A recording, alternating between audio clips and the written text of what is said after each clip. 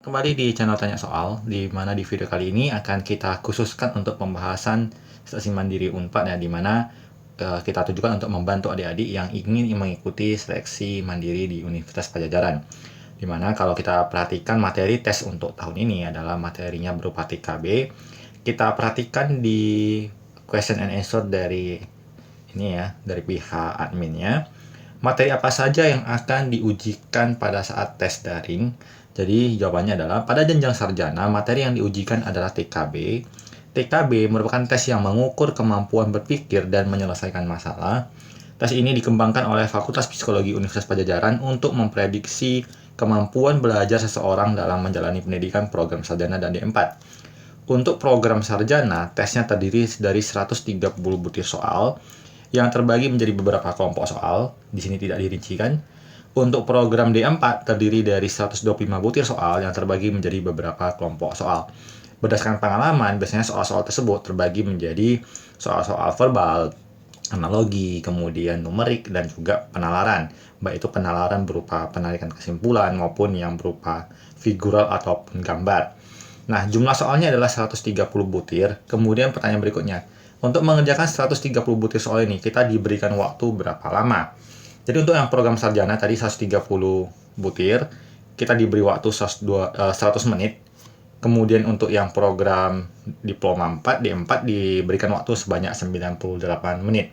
Jadi ini adalah beberapa gambaran umum mengenai seleksi mandiri di Unpad ya. Semoga bisa membantu dan untuk mempermudah kalian dalam mengikuti seleksi, kita tampilkan beberapa soal yang kita rasa cukup mewakili, berasal dari beberapa soal tahun lalu dan juga modifikasinya, sehingga bisa dijadikan referensi bagi kamu yang mengikuti seleksi di Unpad, ataupun seandainya kamu menonton video ini dan mengikuti seleksi mandiri di PTN lain yang menggunakan format TPA juga ya. Kita mulai dari soal pertama, disebutkan bahwa jika P bilangan yang menyatakan 0,475% dari 6,2 dan Q bilangan yang menyatakan 6,20% dari 0,475, maka tentukan hubungan antara P dan Q.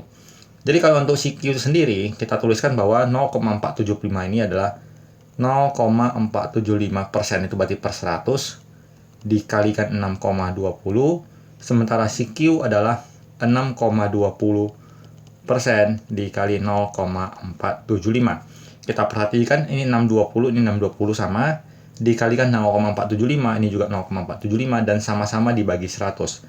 Artinya bilangan yang di kiri dan di kanan sebenarnya memiliki nilai yang sama. Jadi kita simpulkan P sama dengan Q. Kita lanjutkan ke soal kedua. Jika A bilangan yang menyatakan 33/3% dari 25 dan B yang menyatakan 1/3 dari 26, maka tentukan hubungan dari A dan B. Kita perhatikan bahwa 33/1/3 itu sama dengan 33 dikali 3, berarti 99 ditambah 1, berarti sama dengan 100/3% kali 25.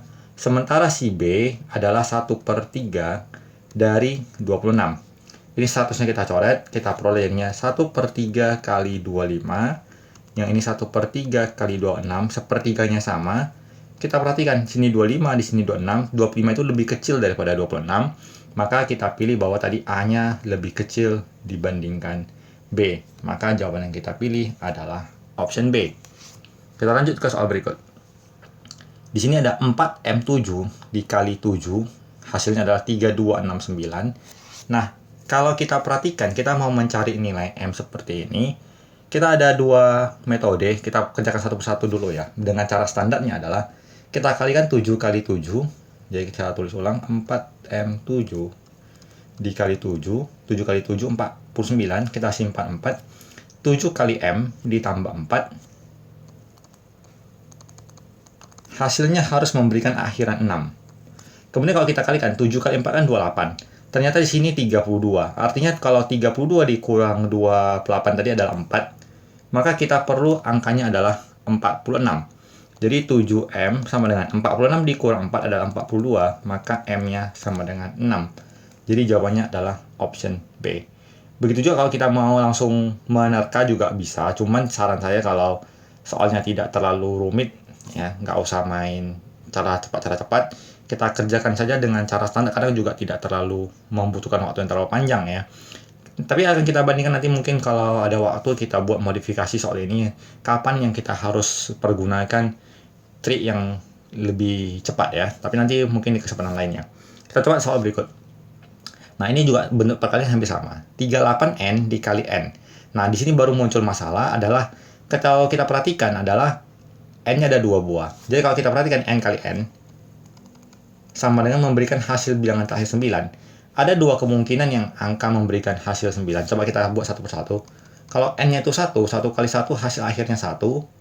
Kalau 2 kali 2 itu 4, 3 kali 3 akhirnya 9, 4 kali 4 itu 16, akhiran 6. Kalau 5 kali 5 udah pasti salah, ini kan pasti akhirannya 5. 6 kali 6, 36.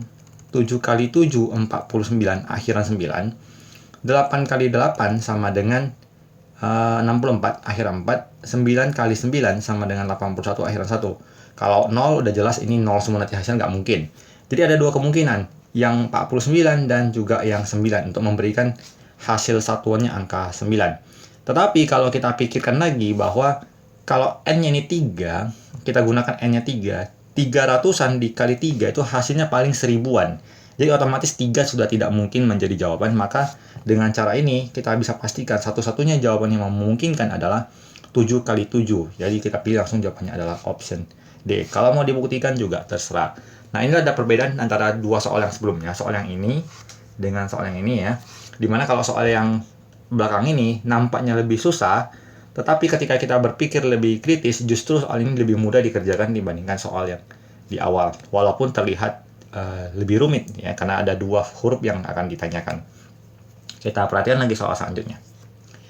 Di sini dalam bentuk pecahan, Q per 17,5% sama dengan 280 per Q, maka nilai Q pada persamaan tersebut adalah berapa? Jadi kalau kita kali silang ini, kita peroleh Q dikali Q sama dengan 17,5% kali 280, maka kita tuliskan Q kuadrat sama dengan, kita bisa menyederhanakannya seperti ini. Kita bagi 2, kita kali 2, hasilnya adalah menjadi 35 per 200 kali 280. Sehingga kita mengurangi adanya angka desimal. Kalau angka desimal biasanya kalau kita mau mengerjakan sesuatu itu lebih rumit pola pikirnya. Kemudian kita coret nolnya 1, jadi kita peroleh 35 kali 28 per 20. Kita bagi 5 di sini jadi 4, kita bagi 5 jadi sini 7, kita bagi 4 7. Jadi 7 kali 7. Berarti Q kuadratnya 49, atau langsung tadi juga boleh Q-nya sama dengan 7. Maka jawabannya adalah option E. Jadi kalau kita menjumpai soal-soal pecahan, jangan langsung dikalikan serta-merta seperti yang ada di soal. Kita boleh memodifikasinya menjadi angka yang lebih mudah bagi kita untuk dikerjakan. Kita lanjut soal berikut. Datanya adalah 3 jam, 35 menit, 51 detik, kemudian 2 jam, 31 menit, 17 detik. Jumlah waktu pada data di atas adalah, kita jumlahkan satu persatu, kita tulis ini 3, 35, 51, 2, 31, 17. Kita jumlahkan, kita jumlah seperti biasa dulu ya. 8, 6, 6, 6, dan 5. Kita ingat bahwa dalam satuan jam itu, kalau kita perhatikan jam dinding, 1 menit itu adalah 60 detik, jadi nggak ada nilai yang 68. Jadi kita kurangi 60 dan kita tambahkan 1 di menitnya. Artinya 68 detik itu sama dengan 1 menit dan 8 detik. Di sini sisa 8, di sini 67. Sama juga bahwa di jam itu tidak ada 67, jadi kita kurangkan 60 di sini, tambahkan 1 di sini. Jadi 7, di sini 6. Maka adalah 6 jam, 7 menit, dan 8 detik. Jadi kita pilih jawabannya adalah di option C. Ini adalah beberapa soal yang bisa kita tampilkan dalam kesempatan kali ini. Semoga apa yang kita sampaikan bisa membantu kamu lebih memahami tipe-tipe soal yang kemungkinan muncul di TKB SMO 4 tahun ini. Semoga bermanfaat dan sampai jumpa di video berikutnya.